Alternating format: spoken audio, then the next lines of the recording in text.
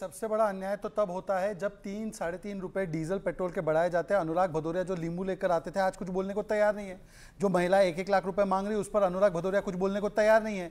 अनुराग भदौरिया कहते हैं कि हम अयोध्या में हारे, उनको पता होना चाहिए फैजाबाद नाम की सीट है, अयोध्या में हम जीते हैं, बाकी की 4 विधानसभा में हम हारे, परंतु पुरी में कौन जीता, तिरुपति बालाजी में कौन जीता, त्रिपुरा सुंदरी की त्रिपुरा में कौन जीता, उत्तराखंड में देवभूमि में कौन जीता, हिमाचल में कौन जीता जहां पर देवभूमि कहा जाता है, यहां सारी जगहों पर हम जीते हैं। परंतु अनुराग भदौरिया जी, मैं आपसे एक चीज पूछना चाहता हूं, पता है अहंकार सत्ता का क्या होता है? कांग्रेस ने आपके वोटों पर सीट तो बना ली, परंतु आपसे एलओपी का पूछा तक नहीं, अपने आप एलओपी घोषित कर दिया कि कांग्रेस का ही बनेगा। महाराष्ट्र में तो एलओपी पूछकर बनाते हैं, आपसे तो पूछा तक नहीं, आप हरा कुर्ता पहनकर उनके हरे झंडे उठाते रहे। ओके 10 सेकंड का रिप्लाई, देन तहसीन पूनावाला। देखिए, मैं तो भारतीय जनता पार्टी से हाथ जोड़ के रिक्वेस्ट करूंगा। उत्तर प्रदेश में आपकी सरकार है, मध्य प्रदेश में भी है, उत्तराखंड में भी है, तो आप एक काम कीजिए, यहाँ 30 रुपए डीजल पेट्रोल कर दीजिए, प्लीज। आपकी सरकार, महंगाई का विषय उठाओ, आप अपनी सरकारों में दाम बढ़ाओ, कर्नाटका के लोगों को उत्तर प्रदेश में फायदा मिलेगा। यही आपकी दोनों जगह विषय में आ जाते हैं, लेकिन दाम कर्नाटक में बढ़े हैं जहां कांग्रेस की सरकार है, और 30 रुपए डीजल उत्तर प्रदेश में कर दिया जाए।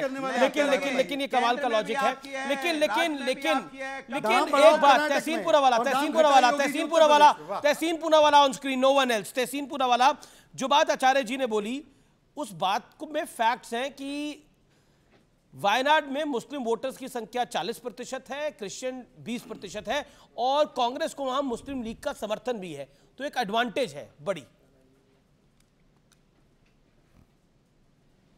नहीं, मुझे लगता है ये आंकड़े ठीक नहीं है। आई थिंक 51% हिंदू वोटर्स है, 49% बाकी, बट उससे क्या फ़र्क पड़ता है? और मुझे ये बात समझ में नहीं है, मैं आचार्य जी की बहुत रिस्पेक्ट करता हूँ कि आचार्य जी को कैसे पता चला कि 40 के जितने भी मुसलमान वोट है वो कांग्रेस को गए। देखिए, ईवीएम में जो वोट होते हैं, अमित जी आप भी जानते हैं, मैं भी जानता हूँ, सीक्रेट वोट होता है। ये मुसलमान वोट कांग्रेस को गए, ये इलेक्शन कमीशन को नहीं पता, ये सिर्फ आचार्य जी और भाजपा के समर्थकों को कैसे पता, मुझे ये समझ में नहीं आता। बड़ी विनम्रता से मैं पूछता हूँ। ये सारे सेफोलॉजिस्ट करते, ओपिनियन पोल वाले करते, आचार्य जी कर रहे। वोट तो आपका सीक्रेट होता, कौन कहता है कि मैंने वोट किसको दिया? ये यादव वोट यहाँ गए, दलित वोट यहाँ गए, ब्राह्मण वोट यहाँ गए, कैसे पता चल रहा है? ओके, मैं एक सेकंड। अनुराग भदौरिया हर डिबेट में कहते हैं हिंदुओं ने हरा दिया अयोध्या में, ये कहां से कहते हैं?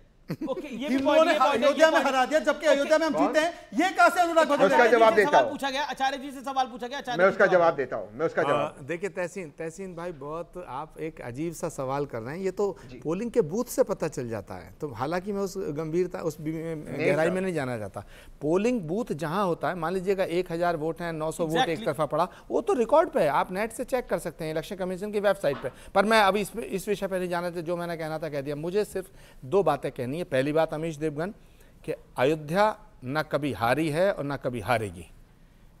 किसी भी राजनीतिक दल का कोई यदि प्रत्याशी हारता है तो वो पार्टी का प्रत्याशी हारा है, और वो भी लोकसभा फैजाबाद में बीजेपी का कैंडिडेट हारा है। किसी भी राजनीतिक दल के कैंडिडेट के हारने से अगर ये कहा जाए कि अयोध्या हार गए, माफ करना, अगर अयोध्या हार गए तो सनातन हार जाएगा, और सनातन कभी हार नहीं सकता है। ना अयोध्या हारी है, ना अयोध्या हारेगी। तहसीन पूनावाला जी, नहीं, अयोध्या बिल्कुल, मैं आचार्य जी से इत्तेफाक करता हूँ, अयोध्या ना हार सकती ना हारेगी।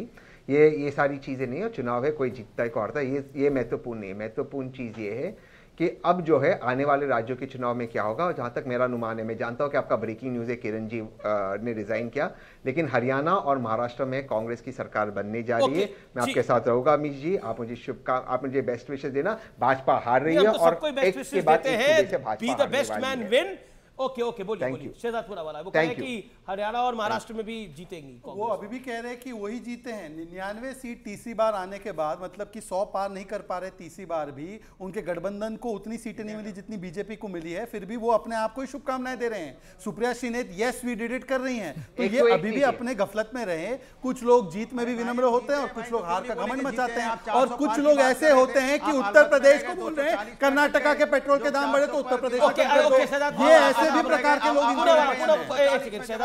ओके, अनुराग भदौरिया ने आपको हरा दिया है, जनता तो हरा ही रही है आपको। देखिए सवाल है भारतीय जनता पार्टी से सीधा सा सवाल है, आप बताइए उत्तर प्रदेश के अंदर में डीजल पेट्रोल कम कर दीजिए ना भैया, आपकी केंद्र में सरकार, उत्तर प्रदेश और कर्नाटक में पेट्रोल डीजल का भाव बताइए। नहीं, एक बात कम कर दीजिए, उत्तर प्रदेश में पेट्रोल डीजल का भाव और कम नहीं करना चाहेंगे। अनुराग जी बताइए, लगा रहे हैं आप, अनुराग जी एक बात बताइए, उत्तर प्रदेश में पेट्रोल डीजल का भाव हम तो और कर्नाटक, चलिए सीज़फायर। लेकिन वो एक ऑन व्यूअर्स रिक्वेस्ट, वो लफंगे वाला गाना क्या था, दोबारा एक बार गुनगुना दीजिए। नहीं अमीश बहुत मजा नहीं प्लीज, नहीं मजाक के नहीं अमीश, अनुराग भदौरिया, अनुराग जी से ये पूछिए कि 2027 में जो चुनाव होगा क्या उनका कांग्रेस के साथ गठबंधन रहेगा? ये नहीं बोल पाएंगे उसके ऊपर, ये बड़ा सवाल है। आप तमाम लोगों का बहुत बहुत शुक्रिया, आपका भी और आचार्य जी आपका भी, पूनावाला अनुराग भदौरिया आपका भी शुक्रिया, तहसीन आपका भी शुक्रिया। फिलहाल आर पार के आज के एडिशन में इतना ही, लेकिन अब अगला कार्यक्रम देश नहीं झुकने देंगे। नमस्कार।